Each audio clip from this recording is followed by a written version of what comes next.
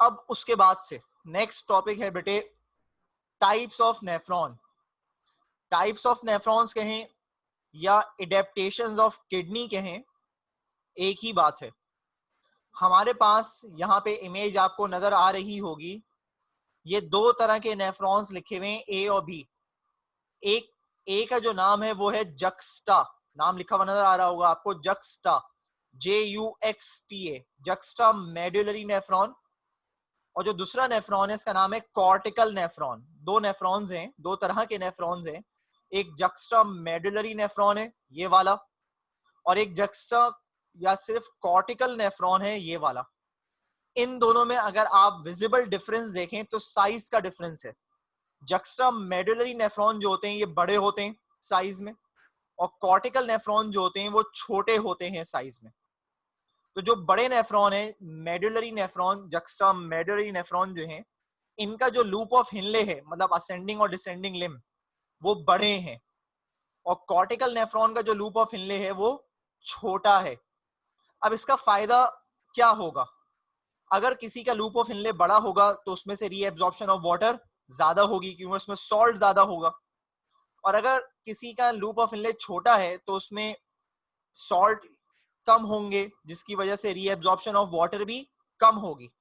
अब यहाँ पे ये बात कि किन जानदारों में या किस वक्त इस तरह के नेफ्रॉन्स होते हैं या दोनों नेफ्रॉन्स होते हैं, तो बेटे अगर हम अपनी बात करें, ह्यूमंस की बात करें, तो अगर बिलफर्स कोई ह्यूमन है ऐसा, या आजकल की जो कंडीशन चल रही है कि जब गर्मी ज्यादा है तो इस ज्यादा गर्मी में अगर आप इनटेक ऑफ वाटर कम करें, पानी कम पिए, तो आपकी बॉडी को तो मुसलसल नीड है वाटर की। ये वाटर की नीड कहां से पूरी होगी? तो आपकी किडनी एडेप्टेशन या मॉडिफिकेशन करती है। इसमें जो पाए जाने वाले 1 मिलियन नेफ्रॉन्स हैं उसमें से बहुत सारे नेफ्रॉन्स जो हैं वो कन्वर्ट हो जाते हैं इनटू मेडुलरी नेफ्रॉन, और जब मेडुलरी नेफ्रॉन बन जाएंगे किडनी में तो ये ज्यादा रीएब्जॉर्प्शन कराएंगे वाटर की। इसी वजह से कंसंट्रेटेड यूरिन पास होता है। और बिलफर्स अगर आप पानी का इंटेक करते रहें नॉर्मली, या बिलफर्स विंटर जब आती है उस वक्त, तो ये नेफ्रॉन किस में बदल जाते हैं? कॉर्टिकल नेफ्रॉन में, यानी कि लूप ऑफ हिनले अपना छोटा कर लेते हैं, क्योंकि उस वक्त ज्यादा रीएब्जॉर्प्शन ऑफ वाटर की जरूरत नहीं होती। तो इसका मतलब है ये स्विच ऑन और स्विच ऑफ वाला मैकेनिज्म है। At the time of need, they will become juxtamedullary nephron in order to reabsorb more and more water. And at the time when they do not need water, because body contain enormous supply of water, they will become cortical nephron, due to which there will be less amount of reabsorption of water. तो बेटे ये दो तरह के nephrons थे, एक medullary या juxta medullary nephron है और एक कॉर्टिकल नेफ्रॉन है। दोनों का विजिबल डिफरेंस मैंने आपको बता दिया है। इसके बाद बेटे नेक्स्ट जो टॉपिक है वो है affect of hormone on the working of kidney. Hormone का क्या रोल है किडनी के काम करने के ऊपर?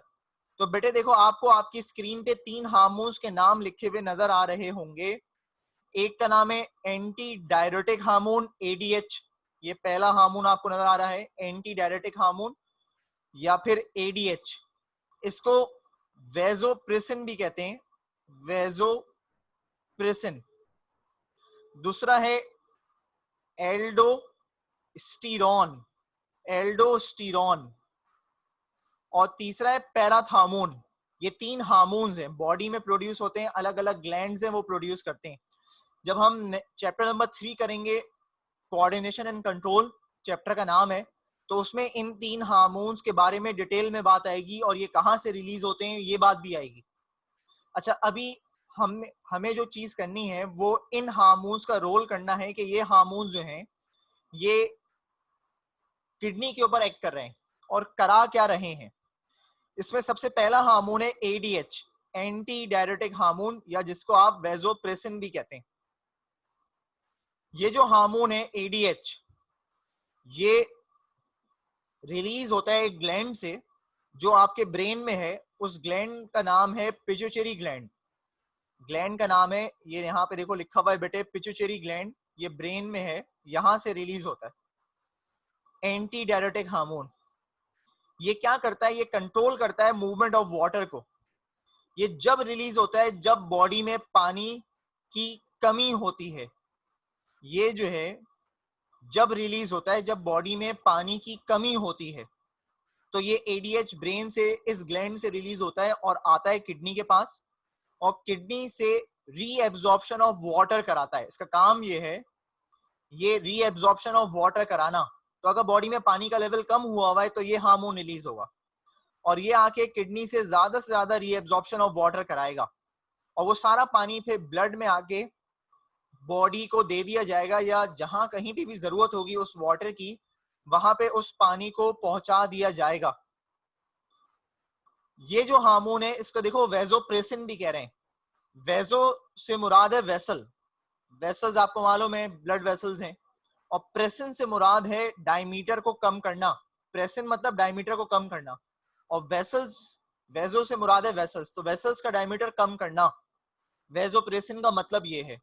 और एंटीडायरेटिक हार्मोन का काम क्या था मैंने आपको बता दिया, रीएब्जॉर्प्शन ऑफ वाटर कराना, पानी को रीएब्जॉर्ब कराना। रिलीज कहां से हो रहा है? पिट्यूटरी ग्लैंड से। वो कहां पर है? ब्रेन में। काम क्या है? रीएब्जॉर्प्शन ऑफ वाटर कराना, यानी कि at the time of dehydration, जब भी कभी हमारी बॉडी में पानी की कमी हो जाती है तो ये इस पानी की कमी को मेंटेन कराने की कोशिश करता है। ये पहले हार्मोन का फंक्शन।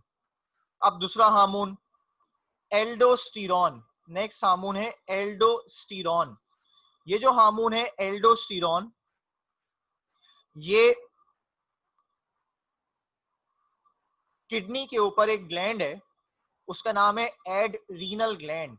किडनी के ऊपर एक ग्लैंड है, उसका नाम है एड्रीनल ग्लैंड, उसमें से रिलीज होता है, एड्रीनल ग्लैंड से रिलीज होता है एल्डोस्टेरॉन जो है।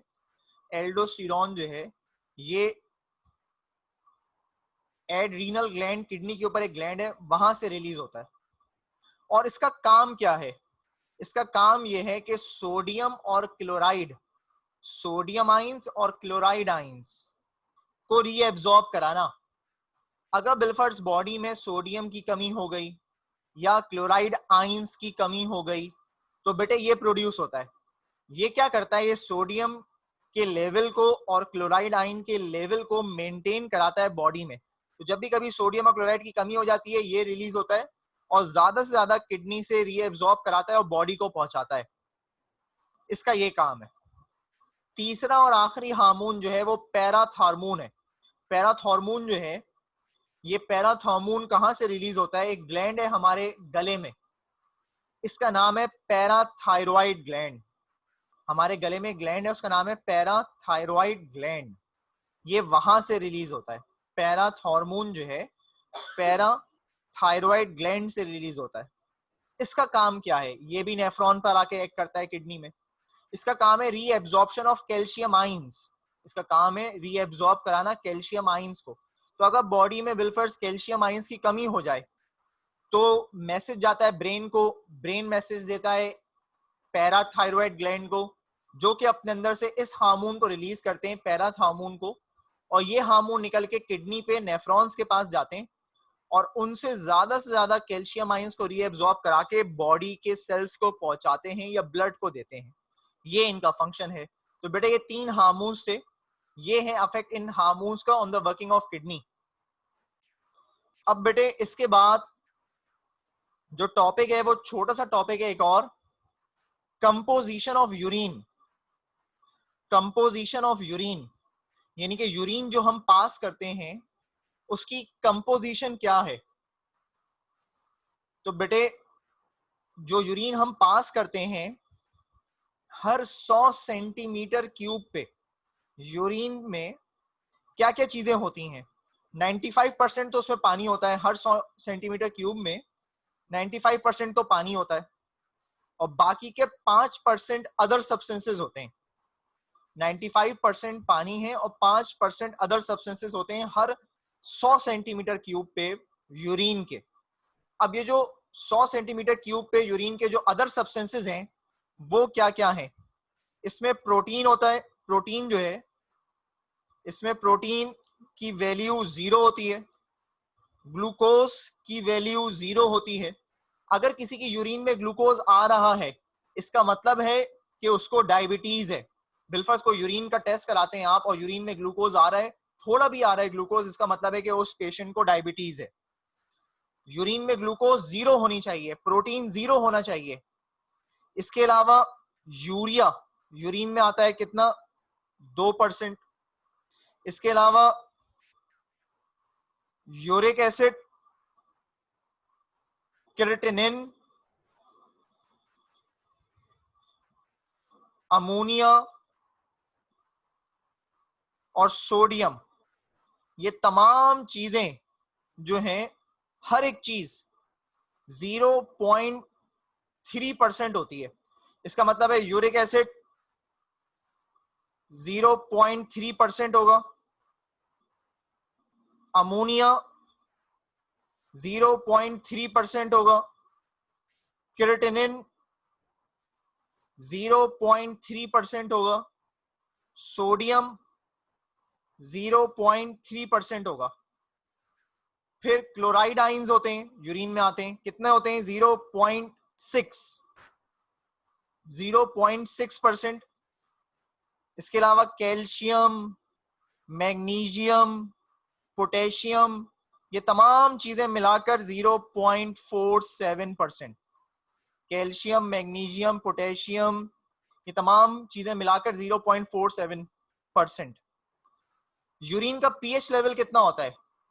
According to our book it is 5, लेकिन यूरिन का जो पीएच लेवल होता है बेटे वो रेंज में होता है। यूरिन का पीएच लेवल रेंज में होता है।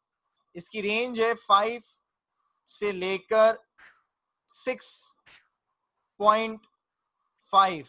इसका मतलब है एसिडिक है, सॉरी 5 से लेकर 6.5, ये रेंज में होता है पीएच लेवल। हमारी बुक में लिखा हुआ है 5 है यूरिन का पीएच लेवल, लेकिन यूरिन का पीएच लेवल रेंज में होता है, कांस्टेंट फिक्स नहीं है। इसका मतलब है urine is acidic in nature.